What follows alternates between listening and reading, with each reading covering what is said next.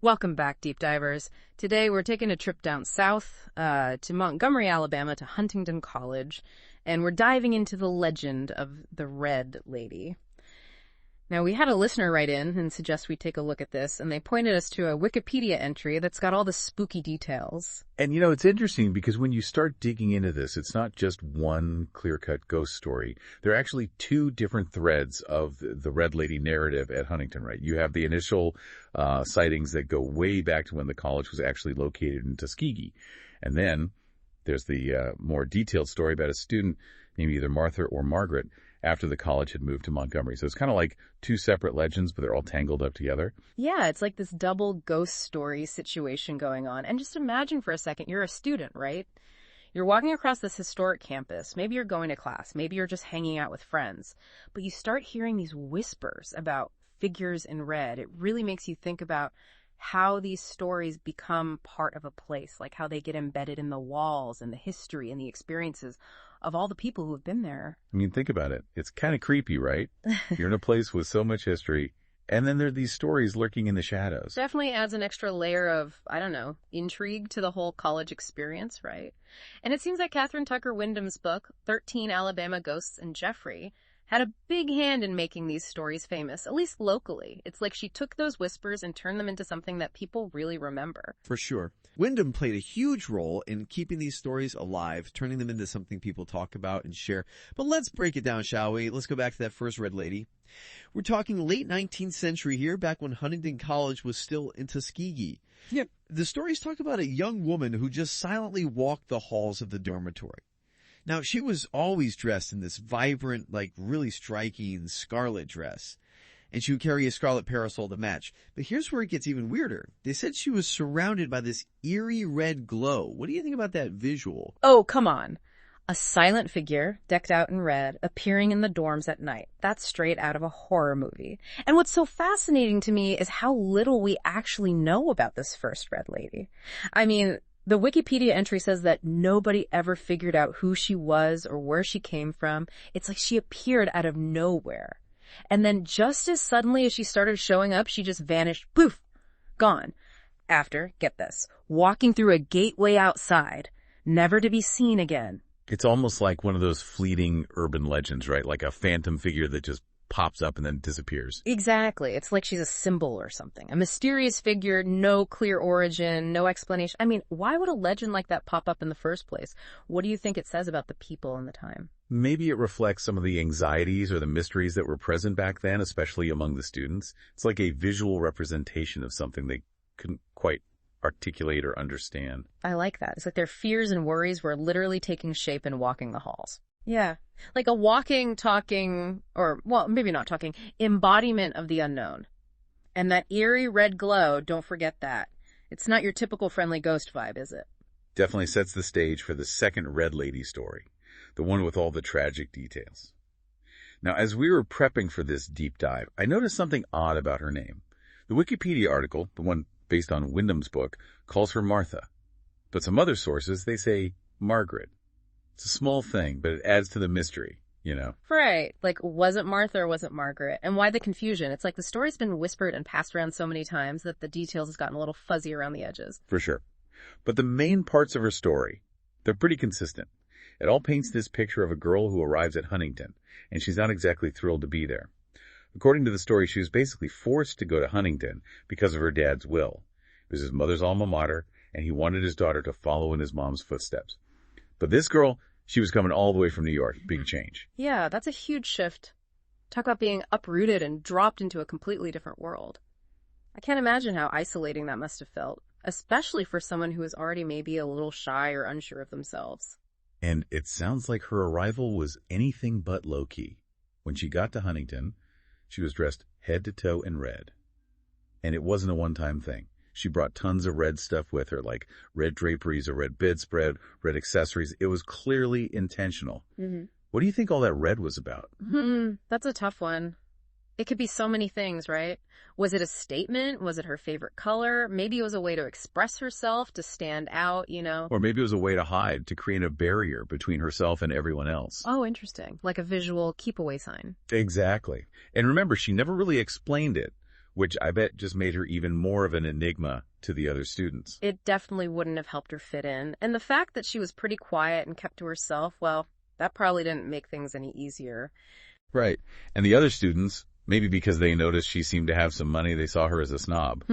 So she ended up eating alone in the dining hall, not really talking to her roommate. It's like she was stuck in her own little world, surrounded by all that red. A world closed off to everyone else. And it sounds like even when some of the students tried to connect with her, maybe they were curious about all the red stuff, like her Turkish red prayer rug or those little red figurines she had. They were met with a wall of, coldness. Like, she just didn't want to be bothered. And imagine that, being in a dorm where everyone else is making friends and she's just shutting everyone out. It's no wonder things went downhill fast. Yeah. Her roommate ended up asking to switch rooms because living with her was just too hard. She was described as surly, which doesn't exactly scream fun roommate. And this happened again and again. Roommate after roommate just couldn't handle her. It paints a pretty sad picture, to be honest. And what really struck me was the part about the dormitory president. This is a woman who everyone loved. She could get along with anyone. But even she couldn't get through to Martha. When that happened, when even the most likable person gives up, something is seriously wrong. It's like she had completely withdrawn into herself, shutting out any possibility of connection. And then there's that moment when the dormitory president tells Martha she's moving out. And Martha had no idea this was happening, which makes her reaction even more intense. She basically says to the president, "So you couldn't stand me either. For the rest of your life, you'll regret leaving this room." I mean, chills. That's some seriously heavy stuff. I know, right? Talk about foreshadowing. It's like she was predicting what was to come. It's a turning point in the story where things start to take a darker, more supernatural turn. And sure enough, things do get a lot creepier after that. She starts doing really unsettling things. She would wander into other students' rooms and just stand there, and her presence would apparently cause this intense chill. The other students would freak out and leave, and then she would go back to her own room and wrap herself in that red bedspread. It's like her isolation was turning into something more, something almost menacing. The detail about the chill is classic ghost story material, isn't it? Yeah. Whether it literally happened or it was just a way to describe the feeling of dread she caused, it adds to the growing sense that something is seriously off. And the red bedspread, it's like it becomes a symbol of her withdrawal from the world. She's literally wrapping herself in it, almost like a cocoon. A cocoon of isolation. Yeah. And then it escalates. She starts doing these nighttime wanderings. She would wait until the lights were out, and then she would silently go into other dorms and just stand there like in a trance. And later, people would see her walking the halls at night, opening and closing doors. I mean, can you imagine how terrifying that would be if you were a student trying to sleep? Totally. And the way it's described, it's like she wasn't even fully aware of what she was doing, like she was sleepwalking or something. It adds to that sense of growing dread and anticipation. You know something bad's going to happen. And then, tragically, it does. The former dormitory president, the one who had moved out, starts feeling guilty about leaving Martha alone. So she decides to go back and check on her. And as she's approaching Martha's room on the top floor, she sees these flashes of red light coming from under the door. She opens the door, and the story goes that she screamed and fainted. Martha was found dead on the floor. She had taken her own life by cutting her wrists, and she was dressed in her red robe covered with her red bedspread. It's just such a heartbreaking ending to what was already a deeply sad story. The image of her lying there, surrounded by red, it's almost like the color became a part of her death. And the flashing red light, that's a classic ghost story element, right? It's like a signal, a warning, a sign that something supernatural is going on. And so, from this tragedy, the legend of the Red Lady is born. Students at Huntingdon started reporting that on the anniversary of Martha's suicide, a crimson light would flash from her old room. And they said that her ghost would haunt the halls of Pratt Hall, the dorm where she died. Some students even claimed to have seen her ghost passing through walls and closed doors, especially on the 4th floor. Why do you think these stories persist so strongly, especially on college campuses? Well, think about it. College campuses, especially ones with a lot of history, they've seen a lot of life, a lot of emotions, a lot of intense experiences. It's almost like the energy of all those people, those events, it gets imprinted on the place. Like the walls are soaked in emotions, both good and bad. Exactly. And in some cases, like with Martha, those emotions might be so strong, so traumatic, that they linger even after the person is gone. It's also kind of eerie, isn't it, that Pratt Hall, where all this happened, where she took her own life, is now the home of the Department of Education and Psychology. Oh, wow. Yeah, that's a bit of a mind trip, isn't it? A place associated with such sadness and tragedy is now dedicated to understanding the human mind. It's like, in some ways, they're trying to make sense of what happened there, to figure out the why. It's like a constant reminder that there are so many layers to the human experience, from the joy of learning to the depths of despair. But the Red Lady isn't just a scary story at Huntington. It's actually become a part of the culture there. There's this event they do every October called the Red Lady Run. The sororities, Chi Omega, Phi Mu, and Alpha Omicron Pi, they all paint their faces, dress in black, and run around campus. It's wild. It's like they're reclaiming the story, turning it into something fun, almost celebratory. Yeah. It's a way to acknowledge the legend, maybe even confront it, but in a way that brings people together. It's like a shared experience, a way to connect with the history of the college. And it's not just the Red Lady. Huntingdon College has its fair share of other ghost stories, too. The Wikipedia entry mentions a male student who supposedly took his own life on the college green back in the 1970s, and students have reported feeling unseen forces there, like something is pushing or pulling them. It's almost like these places with long histories become magnets for these kinds of stories, places where people have lived and loved and lost, where big events have happened. They seem to attract these narratives of the supernatural. And there's a whole list of other alleged spirits mentioned in that Wikipedia entry. A murdered co-ed, a drowned young boy, a female student in a towel, and even Frank the library ghost. Huntington's got quite the collection of ghost stories. It definitely sounds like a place that's steeped in folklore and the supernatural. And it's interesting to think about why. Are these actual ghosts? Or are they stories that have evolved and grown over time, reflecting our fascination with the unknown, the unexplained?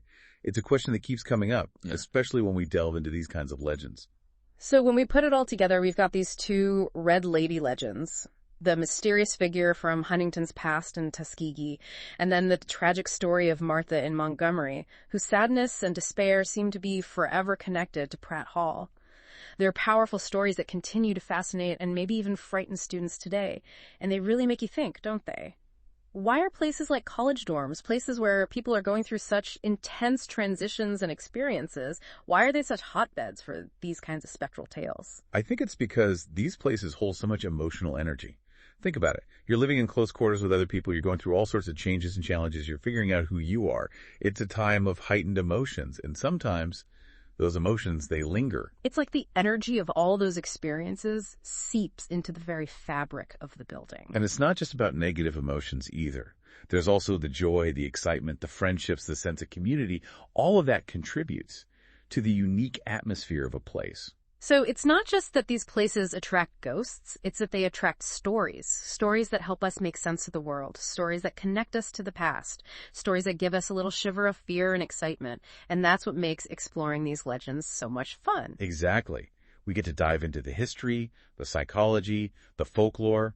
It's all connected. It's a reminder that every place has a story, and sometimes those stories are a little bit spooky. Thanks for taking this deep dive with me, and until next time, keep exploring.